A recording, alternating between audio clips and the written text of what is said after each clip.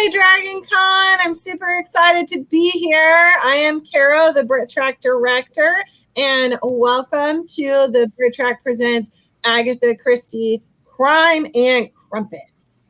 So today we're going to be talking about the works of Agatha Christie, and they've been celebrated for generations, and in more recent years on the big screen and small screens. This panel examines the many adaptations of Agatha Christie and her works such as Murder on the Orient Express, The Pale Horse, and Death on the Nile, as well as her life and all the wonderful things that go with Agatha Christie and murder. So with me today are my extinguished, wonderful people. I have with me these amazing people. I cannot share enough about Agatha Christie, and we're super excited to chit chat with you. So we're going to go around, we're going to do introductions, and we're going to start off with Bill. Thank you so much for being here. Can you tell us a little about yourself? Thank you, Caro. I'm Bill Rich. I am the president of the Atlanta Radio Theater Company, which has been keeping alive a morbid art form for the past 30-something years. We have performed at every Dragon Con since the first one. Nice. Thanks so much for being here. And with us also is Stephanie. How are you doing today? I'm so good. Thank you for having me. I am pretty much mostly in podcasts. I do a Dungeons and Dragons podcast as well as a Shakespeare podcast. So you can find all of those things under the Serious Business Network. We also have a few other silly shows of all sorts of niche nerd areas. So that's me. Awesome. We're so happy that you're here. And also we have Phil. Tell us a little bit about yourself. Hi, yes, my name is Phil Greco. I've been coming to Dragon Con for quite a long time, 18, 19 years. I've lost count a little bit. My degree is in history, so I'm a historian and also a photographer. So I like delving into the past and historical, and I think Agatha Christie is a good topic to discuss. Awesome. Well, I'm so super excited for us to get into it and get started. We also have Jennifer with us. Tell us a little bit about yourself, Jennifer. Hi, I write urban fantasy and spend way too much time binge watching cozy mysteries. Nice. There you go. Awesome. Same problem. Right. And then with us is also Athena, a BritTracker herself. How are you doing today, Athena? I'm great, thanks. So my name's Athena, and I'm a recent college grad of an English major. Ooh. And this is my first time helping out the Dragon Con Brit panel, and I'm really excited. I did a lot with studying English Lit, so... Yeah, I know, that's awesome. It's going to be an exciting conversation. So again, we're talking about Crime and Crumpets, Agatha Christie, and all the good stuff. And today we're going to start off with talking first about her life and then going into some of our favorite works from film, television, radio. I mean, the lady's been around for a long time. So just starting out to give their audience a little bit of background, we know that she was born in 1890. I think it's pronounced Torquay or Torque. I can never pronounce where she was from. And which is a beautiful seaside village, interesting enough, setting for her wonderful works. And she lived until 1976, where she passed away at Winterbrook, which is one of her homes in the UK. And she is actually a dame. Right? She's actually a dame.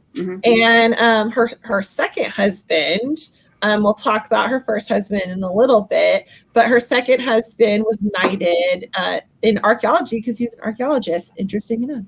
And we know that she's written 66 detective novels and 14 short stories, as well as been married twice, has only one child, her daughter, and which is an interesting dynamic, as well as a dynamic mom. So I wanted to go around. What's an interesting fact? We're going to start with Bill. The interesting fact that you know about Agatha Christie as far as like the lady, the queen of crime. Okay, Bill. Okay, so my thesis that I have is Agatha Christie never wrote a cozy mystery, but she inspired the entire genre. Okay. Well, Right. Phil? I was going to say one of the things that's interesting about her is her mother, Clara. didn't want her to learn how to read until she was 8 years old. So she used to learn from her sister, and she read at 4, was what she said. And she started reading books behind the scenes because her mother wouldn't allow it, which is, I haven't figured out why that was the case, but it just was the case. Yeah, I know that her mom didn't feel that women should be educated because her Agatha's oldest sister, I can't remember her name, Margaret, Maggie, something like that. Or, yeah, Starts with an M. But her older sister is like, they're like 10 years apart. And her older sister like went to school, was really educated, super smart. Her brother was like more of a beau and not really like, he wasn't really smart, he wasn't that smart, and not successful financially. And interesting enough, some characters in her stories. And she, she didn't want her youngest to go that route. She wanted her to, it was the 1800s. Women were supposed to get married and have kids, and that was the thing that they were supposed to do. So her mother chose intentionally not to educate her youngest daughter because of the success of her older daughter, which is kind of interesting. Fun little fact to throw in there. Okay, let's go to Jennifer. What's a fun, interesting fact that you know about Agatha Christie? I think it was interesting that a nurse was able to diagnose one of her patients with thallium poisoning just because she had read it in an Agatha Christie book, and Agatha described it so well and was so accurate about the symptoms that she recognized it. Oh, wow. I didn't know that. Interesting. And that's one of the... Oh, go ahead. I was going to say that tied to that, when in the wars between World War I and World War II, she worked with the pharmacy. And so she worked firsthand with the drugs, so she had a good connection to them. That was my fun fact. Yeah. Oh no! Sorry. Is that she's Sorry a licensed dispenser, so that's how she knows all about poisons and all of the drug murders. And she kept up with that, didn't she? She did follow-up education to keep it current. Yeah. Which is just so fascinating. Okay, all right, Athena, what about you? What's your interesting fact that you know about her? One of the detective books she wrote, it was N or M ? It was written so well that it was actually investigated by M15, which is like a special government security branch. Because they thought Do you mean MI5? Yeah, MI5. Okay. Sorry. Yeah. You're good, thank you. She was investigated a couple times by MI5 and lots of British organizations, especially, fun fact, that she went missing for 11 days in 1926. I personally believe it was out of spite against her first husband, Archibald, because she was very much so in love with this man.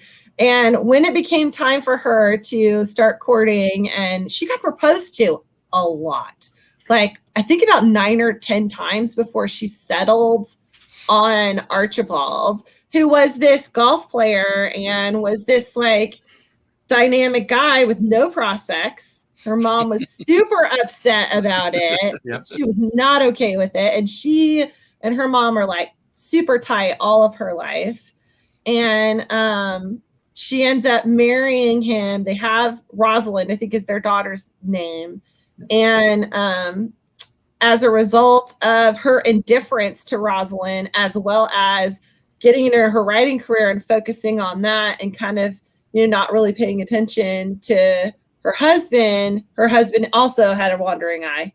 And he ended up having an affair with his second wife, Nancy, that he, asked Agatha for a divorce, right? We're talking like scandalous, right? 1930s. And what's worse about it is that when he asked for the divorce, her mother just passed away. So she was tidying up the mother's estate, and then he just drops the bomb on her. And that's shortly after that is when she disappears. Hey, I know you're already sad, but here's another bomb. Right. You're devastated, but 2 months later, I'm just going to go ahead and ask you for a divorce, and I'm marrying my mistress. Yeah. And she was so upset that, a lot of people speculate as the reason why. Some people think that she had a breakdown, right? And that she in 1926 just decided to go missing for 11 days because obviously she died in 1975, so she did not die in 1926. But MI6 found her car right on this road, driven into a bunch of trees and like blown up. And apparently she had just walked away from that into a town and just like stayed at an inn for 11 days under a different name. Yes, And yes, do you know her husband's mistress's name. She Yes. checked herself in under the mistress's name. Yes. I'm Which- wondering. Know that. I'm wondering if she started plotting murders at that point and decided, I could probably get caught. Maybe I'll just turn this into fiction.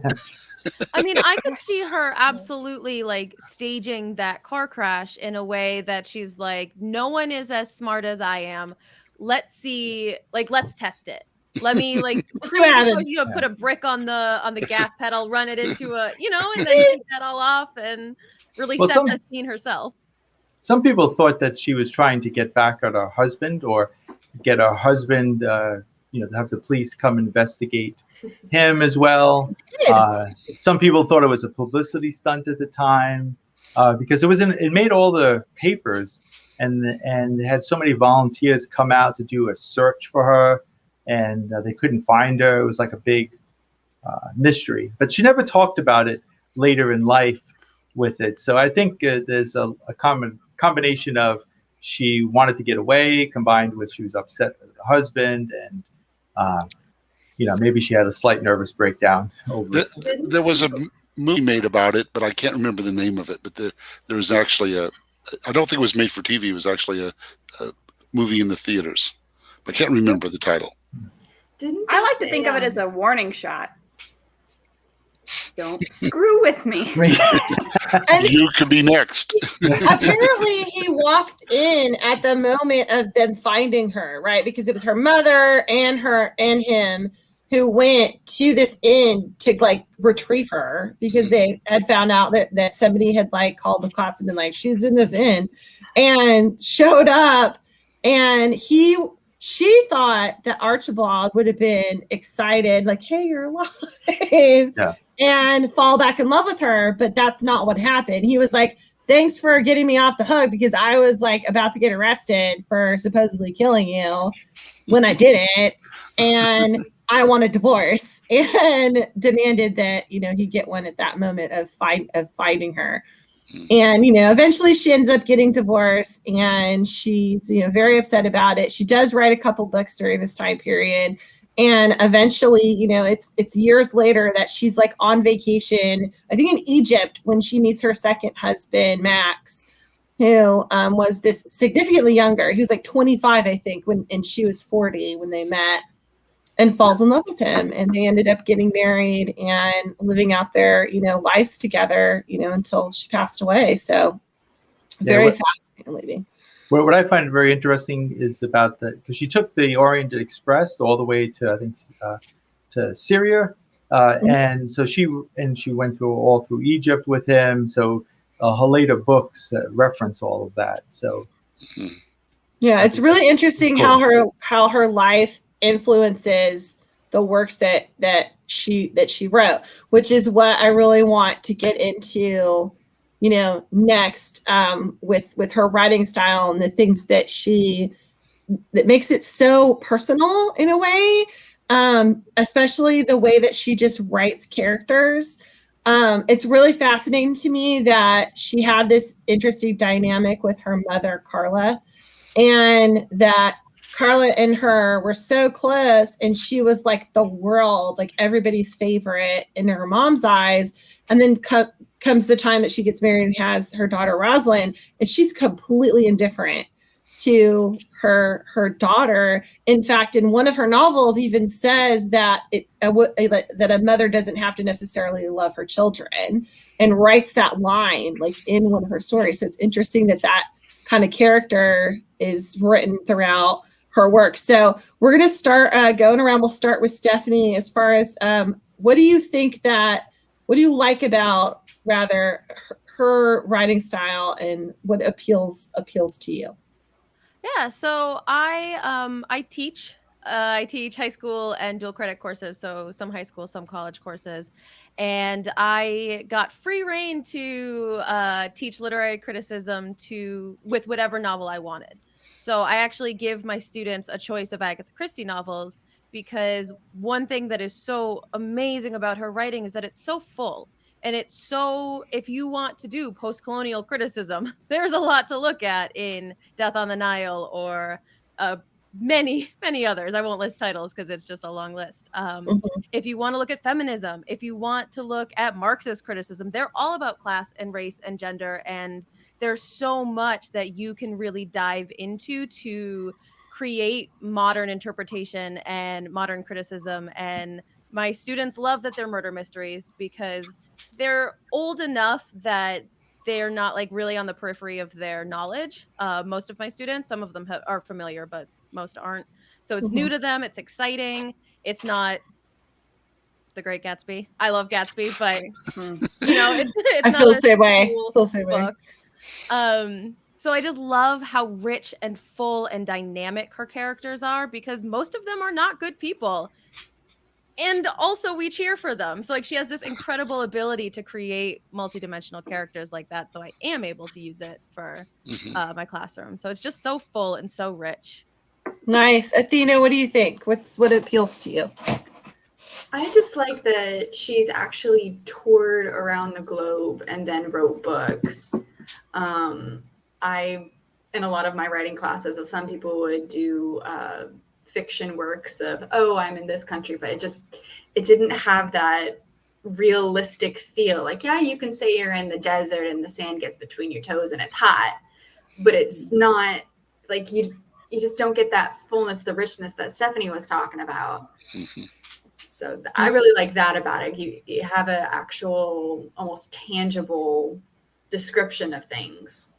Nice. That's awesome. All right, Jennifer, what about you?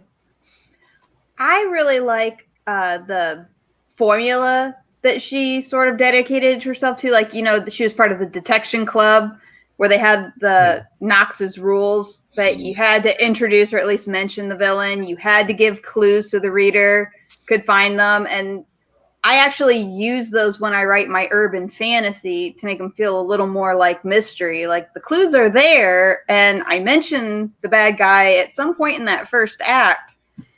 And I think it just made it more fun. It made you more motivated to try to solve the mystery because you felt like there was some fair play rules, and it wasn't, I'm going to spring this on you, and there was no way you could have anticipated that. Which is fascinating. Go ahead, Bill. That's one of the things she was brilliant at. Without giving away any spoilers, she did things where you go, wait a minute, that's not a fair way of, no, not everybody, and things like that. And you go, that's never been done before. And I can name at least 3 things, but I don't want to spoil too many of them. But wow, is she able to do that? You know, absolutely better than, you know, Ellery Queen or Earl Stanley Gardner or even Dorothy Sayers, you know. Absolutely. Phil, what's your appeal to Agatha Christie? My appeal is the characters. That character development is so rich, and there's always a bunch of characters you could relate to. They all seem real, not over the top. And then I like the way she takes somebody that you think least likely expect is really has a dark personality or is the killer. And I like the way she will sort of surprise you with the endings. And also, I like the format, like, because she kind of started the whole format of the big reveal at the end. Instead of having like go into a courtroom or some justice, it's like everybody gets around a dinner table, and whoever the detective is walks through who the killer is. And I think that's an interesting way of doing it, which has been copied so much since she wrote about that. Absolutely. And to get into some of her more modern works, right? And especially more recently, we've got things like The Pale Horse, which has come out.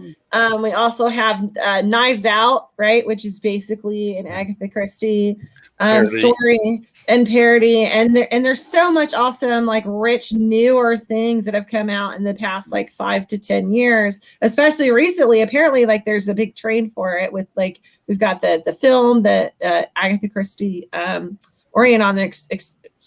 on the Orient Express, film that came out, as well as some other work. So as far as newer stuff that's going out there, what have you seen, and give us a kind of brief synopsis about it without giving away the ending, and why people should go ahead and go see it. So we're going to start off with Jennifer. What is something that's newer that you're like, oh, you got to see this?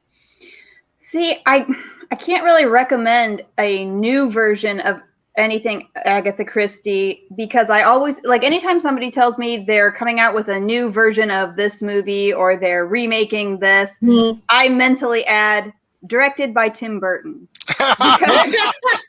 That's fair. It seems like they're like, well, yeah, we're going to do Agatha Christie, but we're going to make it a little more dramatic. We're going to make it a little darker. We're going to put a little more action. And I'm like, and that is, I don't go to Agatha Christie like, I'm in the mood for an action scene. I think I'm going to watch some Agatha Christie. That's and fair. Like when they did the Murder on the Orient Express, they cut out some scenes to make room for the action scenes. And what they cut out were the clues. Yeah. Which, like I said, that's the bedrock of Agatha Christie for me, is that they give you the clues so it's fair. So when you take that out, I feel like you're taking away, like, the essence of it. That's completely fair. That is a fair opinion. I think I agree with that to an extent. I watched The Pale Horse, and at the end, I'm just like, that was just so depressing. I'm like, that's not what I go to Agatha for. I expect, murder in a fun way. That's not what I got. That's fair. That's fair. Sure. And but it's still good, right? You still want to watch it. You still want to, like, criticize it a little bit. We get our little bites of Agatha Christie in there. So absolutely, a fair opinion. But if you had to be like, okay, you need to at least see this, what would it be? I think you need to watch Suchet. Any of his, any of the movies, the series, because I mean, in every interview he said he didn't do what's my interpretation. What do I think he would be like? He went through the book, made all kinds of notes, and would fight with the directors like that. They'd want to make him too funny or too this, and he's like, that is not who he is. Right. And he said as soon as he put on the mustache, he's like, I was Poirot, and he would act like that even when they weren't recording. And that kind of dedication, I think, if you're gonna introduce to Agatha Christie, you want Suchet. Awesome. Yeah. That's a great suggestion. Okay. All right. What about you, Athena? What's something that's newer or even classic that you're like, you got to see this? So I'm guilty. I haven't actually watched any of it. I'm more of a book person. But I know that my father has been trying to get me to watch Murder on the Orient Express for a while. He has this thing with murders on trains. So... It's a very niche interest. I don't know what it is, but he's been trying to get me to watch that for a while. He's like, oh, it's really great. It takes you on a twist. Like, I didn't expect it, and I thought I followed it all really well. So if you want a nice train murder. Yes. Murder on the Orient Express. Okay, fair. That's completely fair. All right. Stephanie, what about you? For me, it is the recent miniseries. I want to say it was 2016 of And Then There Were None. It was so beautifully done. It was like, I have watched every version of that book that's ever been made, pretty much. And I think this was far and above my favorite. And to Jennifer's point, so my degree is in Shakespeare, but I'm the kind of person that's like, do whatever you want to it. Change the ending. I don't care. He's dead. He's not gonna come, so I kind of feel the same way about Agatha Christie, is that if you copy and print it, it's gonna get tired. So if you are going to remake it, kind of they did a lot of like backstory stuff in the And Then There Were None miniseries, and I loved it. I ate it all up. I was like, yes, give me more. I think it probably does help her appeal to a larger audience. Yeah. Obviously, when you tweak it like that. My only problem is when you're in the mood. Like, if I'm in the mood for a cozy mystery, if I go to one of the new ones, I might be sitting there and going, "What was that?" Yeah, that's fair. That's fair. That's totally fair. I think you both have a fair point. But I like that suggestion. That's one of my favorites. She stole mine. Sorry. That's okay. I love the book, so I totally understand. All right, Bill, what about you? What's your suggestion? My favorite, of course, is the Murder on the Orient Express with Albert Finney and Sean Connery and all those people. Came out in the 70s. The music sold that. So beautiful music. But I am going to recommend a movie none of you have ever seen. It's called Crooked House. It's based on one of Agatha Christie's stories, not one of her famous detectives. It's just a nobody detective. And all the way through it, you're checking off, that person couldn't do it, that person couldn't do it, and that person couldn't do it.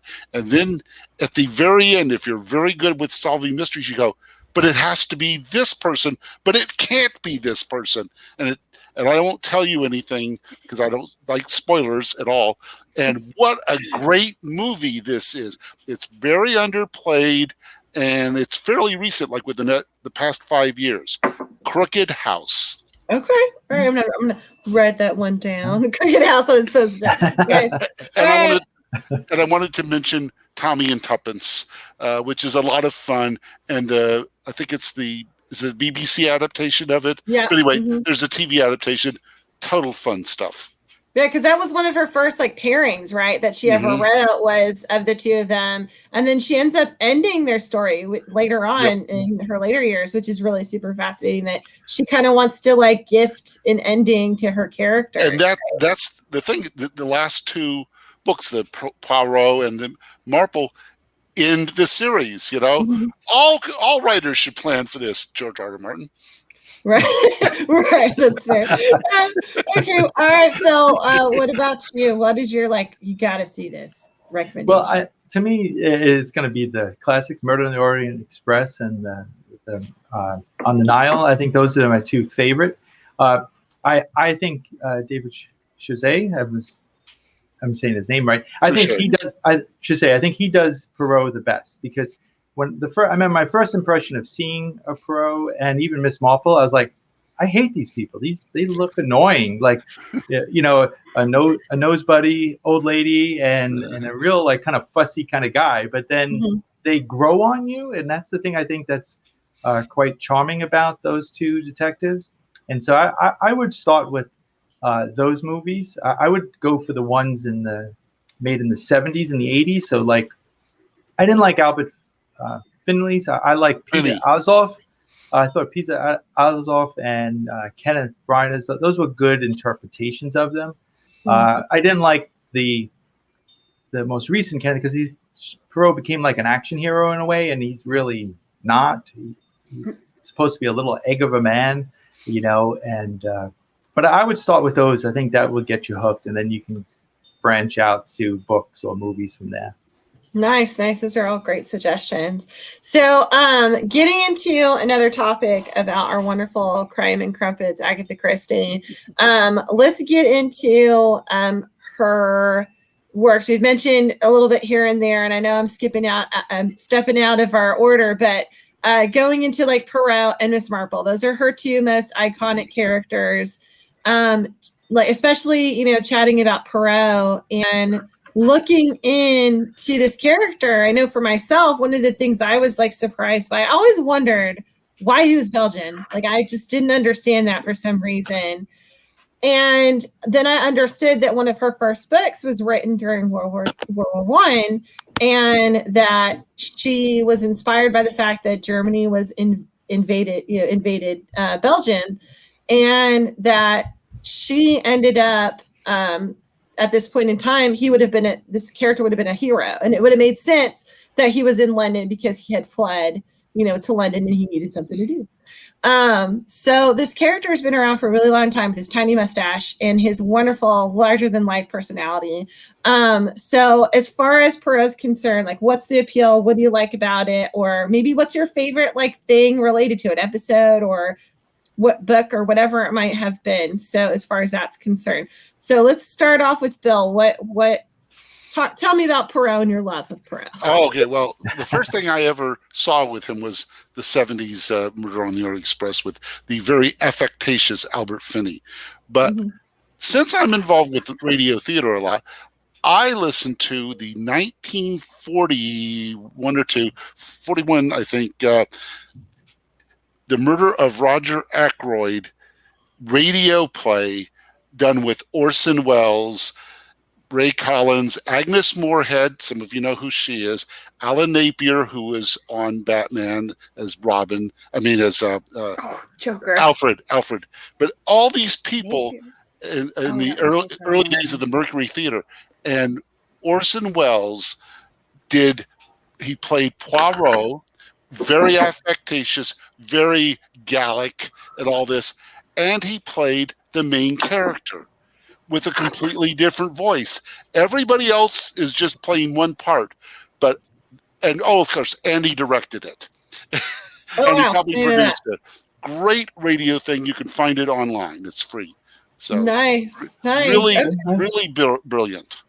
All right. M. Night Shyamalan did. Right. Wow. That's crazy. Okay, let's go down to Jennifer. Let's bounce around.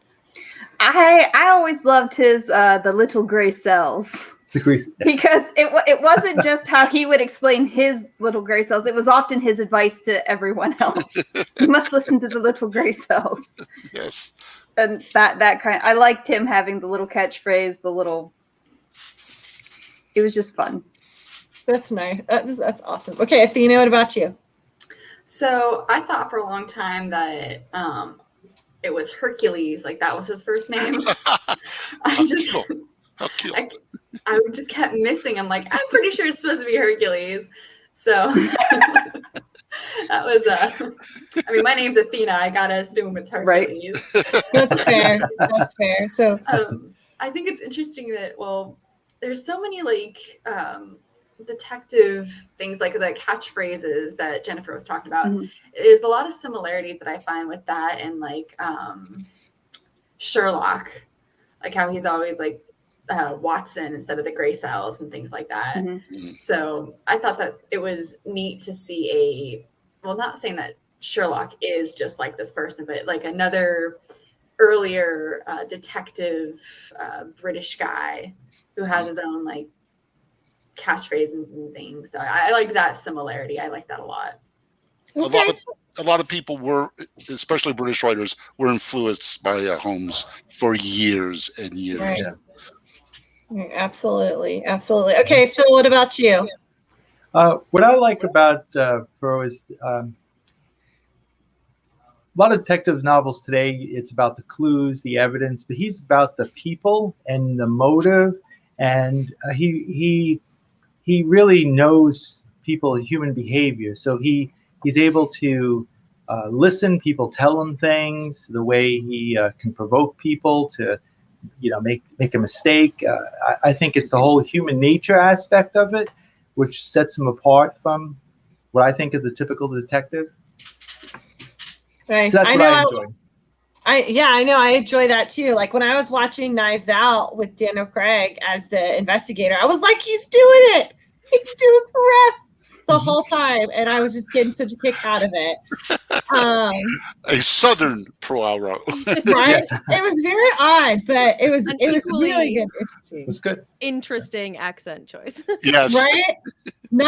Did not make sense at all. But I went with it. I was like, I'm sold. Let's watch this. I was really excited about it. Okay, and I think Stephanie, right? Has it gone or is it? Okay, go ahead. No one's talked about his mustaches yet, so I feel like let's talk about it. Is that the part you like? Right? So no, I love Poirot because he plays this role. He's such a ham. He plays this role of reluctant detective. Oh, I'm retired. Oh, I don't want to do this. No, don't make me solve this murder. And then everyone must get together so I can show you how smart I am and bounce up and down and tell you all the clues that I found. Like he clearly is a ham and is a showman, but has that whole oh no, let me grow my vegetable marrows in peace while I peek over your fence. It's It's very like almost Hounds of Baskerville in a way, right? Like it's very like, I don't want to do it. You go do it. Wait, no, let me fix it. Which is the opposite of Miss Marple, who like wants to stick her nose in everything, and the police. She's such a busybody, which is a great transition into Miss Marple. Let's talk about the nosy neighbor, the wonderful. Everybody wants her as your aunt. You know, we just want her as your aunt. Just tell us all the gossip, Auntie. Like that's who we want. We want Miss Marple in our lives. No, so, you don't. What? My aunt is Miss Marple. Okay, and I'm just gonna leave it there. So you're don't. planning a murder, is what you're saying? No, Dragon Con TV. No. Sure. But you know, like no, that's a joke. That's a joke officially. I know. So like Miss Marple has this appeal. I mean, we've got like the newer adaptations of Miss Marple and her adventures, and then we've got different variants of her. We also had, you know, controversy in Agatha Christie's life over who's going to play Miss Marple, right? She did have a problem with the first iteration, the first actress that played, you know, Miss Marple, and later on wanted somebody else. Margaret Rutherford or the British person, the British people from the TV? I think it's the British people from the TV who she had an issue with. Margaret Rutherford was the first Marple. It was a series of movies produced by MGM. These were big budget movies. You know, they did very well. She's played a little sillier, like actually a lot sillier, but it's fun. So you have to go into and say, this is not really Miss Marple, but this is a fun movie. And then when you get to like Joan Hickson, she seems so reserved. You go, from those two extremes, there ought to be something in the middle. And I found in the middle is, what's her name? The American lady who played, I have written it down here, but I can't find it now. So anyway, it's Helen Hayes plays it in a fairly good made-for-TV movie, I think it is. And it's very good. She's not too silly at all, and she's not too old and frail the way I think that Joan Hickson played it too much. And she did a great job with that. And then, of course, you have newer Marples that have come out. Right. So I like them all, but they're very different. That's very true. Phil, what do you think? What do you think about Miss Marple and her music? I like the older ones, especially from Julia Mackenzie and Geraldine McEwen when they played. I think those are my two favorite. What I really enjoy is the fact that how she gets under the skin of the real police or Scotland Yard. Like it's that those interactions I find enjoyable because they want her to go away, but she won't. And then combined with the fact that she's so unassuming, nobody sees her as a threat, but she's able to, you know, put all the clues together and interject herself. So that's what I enjoy about her as the character. But like I said in the beginning, like when I first saw her, I didn't like her. It's like the nosy neighbor. It's like, you know, stay away.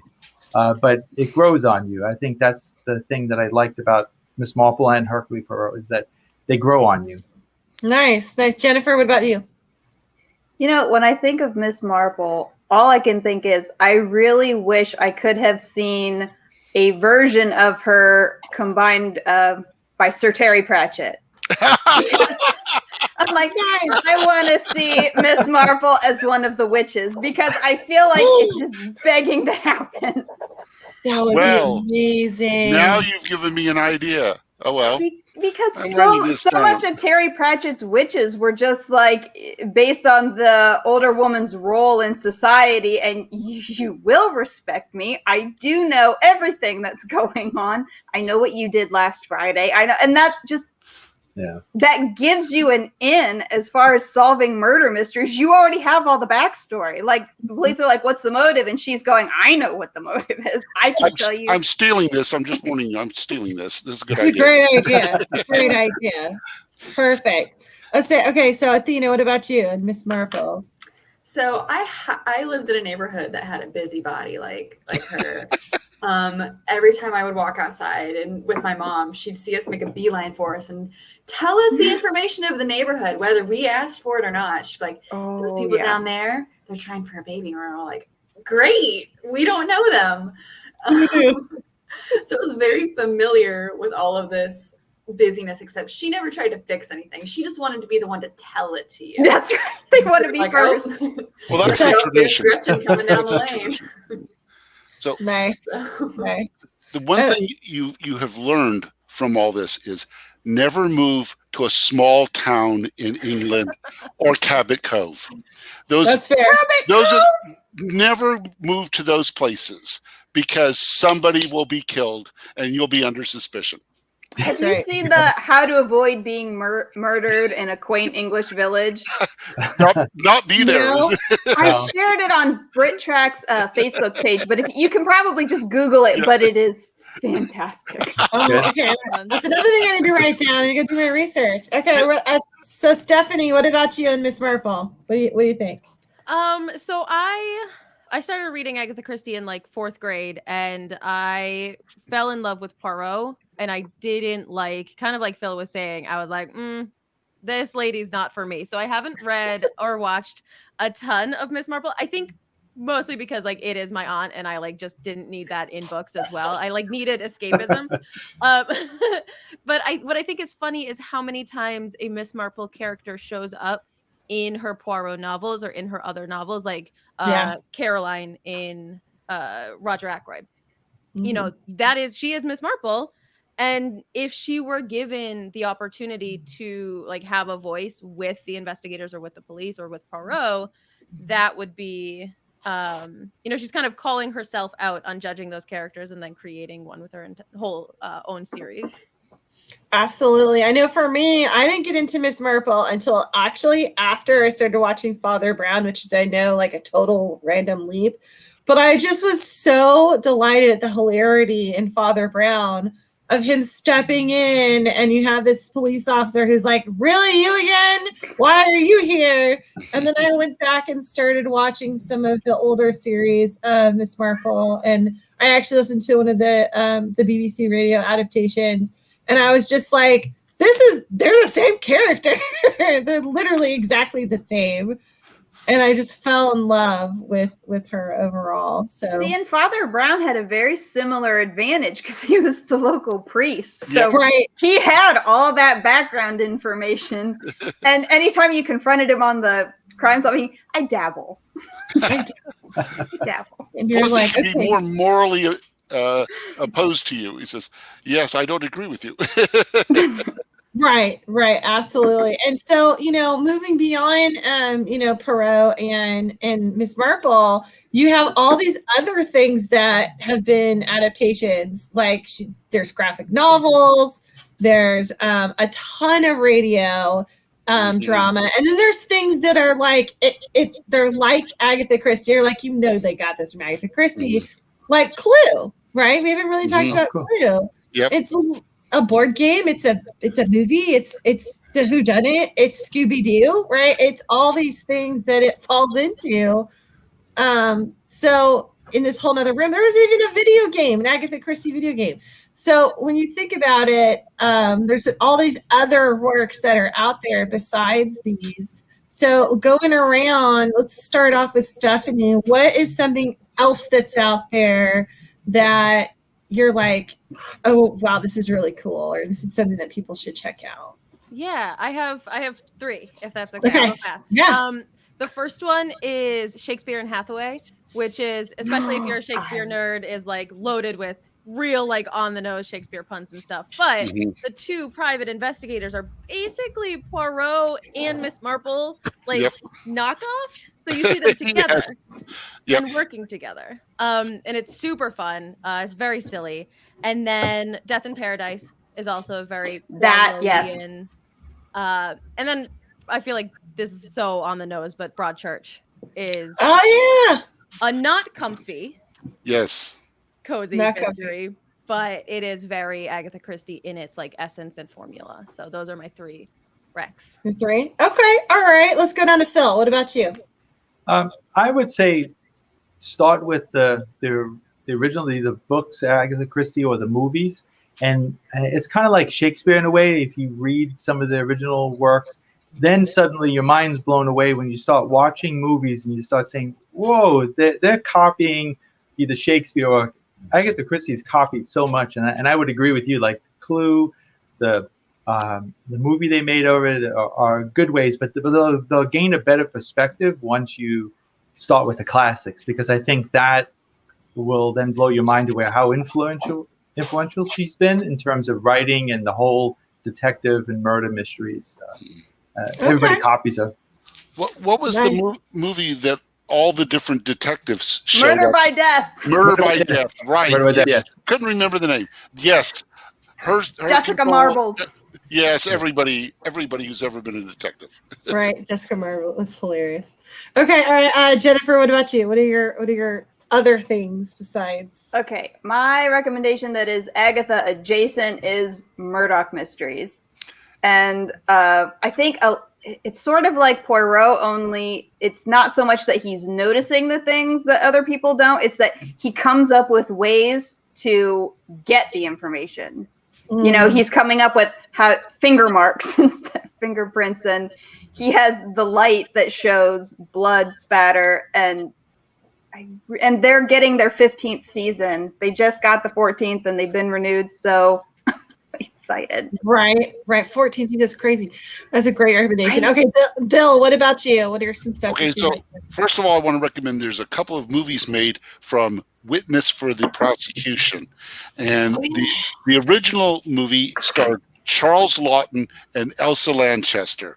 They were married of convenience, shall we say, and they had great chemistry on that. Then there was a remake made much later where Dinah Rigg is in it, as I recall. So I love her. I love her. Oh, Diana She Rigg. had a very short series. What was Mrs. Bradley Mysteries? Mrs. Bradley Mysteries. I've seen those. Yes. God, I wish they would have made more of those. But then to recommend two TV series from America of American detectives, the 1970s Ellery Queen, starring Jim Hutton, fantastic, really, really good. Didn't last long enough. And then the Canadian series of Nero Wolfe, starring Timothy Hutton, who was a good one. Was the son of Jim Hutton, and they're both really, really well written and do good adaptations of the stories. What did you say about Elsa Lanchester? What was she in that? Elsa Lanchester. That was Witness for the Prosecution. Very she played famous. Jessica Marbles in Murder by Death. Yes, because she was available. Charles Laughton had already passed on, unfortunately, couldn't pay anything. But yeah, read about them together. They were quite a pair. Interesting. Very fascinating. They were both gay, and so once again, a marriage of convenience, and they just did a lot of stuff together. You know, and they had great chemistry. Nice, great information. Okay, Athena, what about you? So my recommendation is kind of a ha-ha funny thing. If you want to just compare how good certain detective stories are, of course, you can always baseline it with Abbott and Costello. Just watching Abbott and Costello, you'll know what bad detective work is. And then transition to Murder on the Orient Express, and then transition to the NRM ? Book that she actually, it just blows my mind how good of a writer you have to be to have a Secret Service kind of agency look into your writing, because they think there's no way you can know this unless you have a spy somewhere. Just that amount of being able, it just blows my mind. I can't even put it into words how great it is. I think that's every writer's dream, to write something and then have the camera be like, how do you know this? Okay, and am I the only one that thinks sometimes Agatha did know more and she was just screwing with them? Actually, I'm never going to be able to prove this. I don't know about Bletchley's Circle. It was just named after a guy at that train stop that I was really angry at. Yeah, exactly. That's a good series too, by the way, Bletchley's Circle. Both of them, because they had the one in England and the San Francisco. Yep. I hope we get more of that. That was Also a very Diana cool. Rigg connection there, because I love her. her daughter's one of the spies, rather Yeah. detectives. But anyway, mind blowing. That's a fair point. So as we get ready to close out here in our last couple minutes, as far as this wonderful panel on Agatha Christie, Crime and Crumpets, the reason why it's titled Crime and Crumpets, this is a hot button question. Why do you think we titled this Crime and Crumpets? Like, why did we choose this title? Stephanie, what do you think? What's your thoughts? Oh, because you're playing off of Crime and Punishment, and forcing someone to eat a crumpet would be a punishment enough for murder. Oh. That's a good I one. really love crumpets. That's a I don't good know. one. I do love them, but that was the only thing that came to mind. That was good. But Crumpets is a British slang for no brain females, but pretty ones. Yeah, it's a very not derogatory, but it's very old fashioned term. We were talking about Little derogatory. Crumpets. Yep. We were talking about the actual like food. Yes. That's everybody does. That's what we're referring to.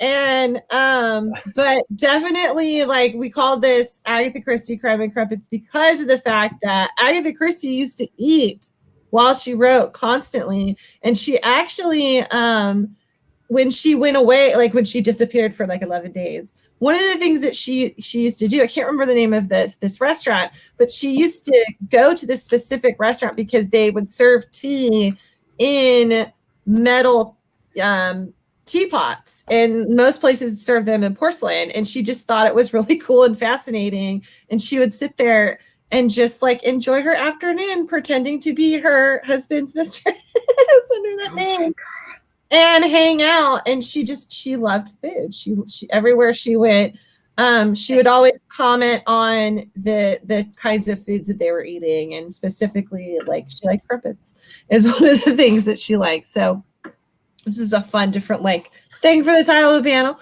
But as far as where people can find y'all and locate you and see all your wonderful information, I know it's been scrolling at the bottom of the panel, but let's go around real quick. What's your final thing that you love about Agatha Christie, and then where can everybody find you? Okay, so let's start off with Phil. Okay. I think where to find me on Facebook. That's probably the easiest. Reach out to me. Be happy to talk about anything. As for final on Agatha, I think I enjoy our books, movies. Some of the new movies are good. I would say give them a try. They're very stylized. That's a big bump from some of the older movies. So visually, they're a lot more appealing. But give the older ones a chance. I think the detectives and the storytelling is better in the movies from the 80s and 90s, more so. And I would say give Poirot a chance. I think he's the character I least liked when I first started reading, and then seeing the movies, and he's become my favorite. So. Okay, that's a great suggestion. Jennifer, what about you? You can find me online. I'm usually on Facebook. You can find me at jenniferblackstream.com. And since this will be going when DragonCon's going, you can find me at Bard's Tower this year. Okay, and then what's your final favorite thing that you want to suggest about Agatha Christie? Oh, keep watching the cozies. Father Brown is getting a spinoff, the Sister Boniface Mysteries, and I need everyone to watch it so I get lots of seasons. Nice. There's a fair thing to sell. All right, and Athena, what's your final thing, a suggestion for Agatha Christie, and then where can people find you? Facebook would be great. And my final thing about Agatha Christie is that if you want a good detective book, if you want to sit there and hold the book in your hands and playing it out and be like me, have a separate sheet of paper and writing it out and doing your own little diagram, trying to figure it out, read any of her books. You'll get, or watch the movies or TV shows. You'll get great detective work through that. Nice. Okay, and Stephanie, what about you? You can find me mostly on Twitter or Instagram, Kruggles, P2M Pod, Serious Business Network.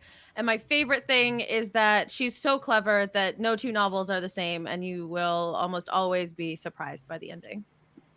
Okay. All right. And Bill, what about you? So I definitely recommend read the books, listen to the radio plays. They're quite very interesting. And for this year at our Sunday radio play show in the main ballroom is we're doing a Lady Sherlock steampunk mystery by Nice. Tony Sarecchia. So, and people will be in costume for our radio play. Nice. Come That's by there. exciting. That sounds really, really cool. I know my final thing that I have to recommend is see the play version of The Mousetrap. It is exciting. It is the longest running play in existence. Yeah. It's like, 60, 70 plus, plus years. And it is really great. And my favorite aspect about The Mousetrap is that an actor comes out at the very end of the play and swears the audience to secrecy, that you should not tell anyone what happens. And unfortunately, Wikipedia revealed the ending to The Mousetrap, which is so sad. But so avoid Wikipedia when it comes to The Mousetrap, but go watch it in any capacity because it is so good. And it's a great introduction into Agatha Christie's universe. I can't thank you guys enough for being here with me. Thank you so, so, so much. I've had a wonderful time talking about one of my favorite authors. I'm Carol from the BritTrack at DragonCon. You can find us at dragoncon.org/British or on Twitter, Instagram. We have a large Facebook group of about 3,500 people strong. I want to hit 4,000, so hopefully you'll join us there for all things throughout the year. So thank you again to my wonderful panelists who've been absolutely magnificent. I hope everybody has a wonderful DragonCon, and we'll see you guys next time. Bye, everybody. The butler did it. The butler did it.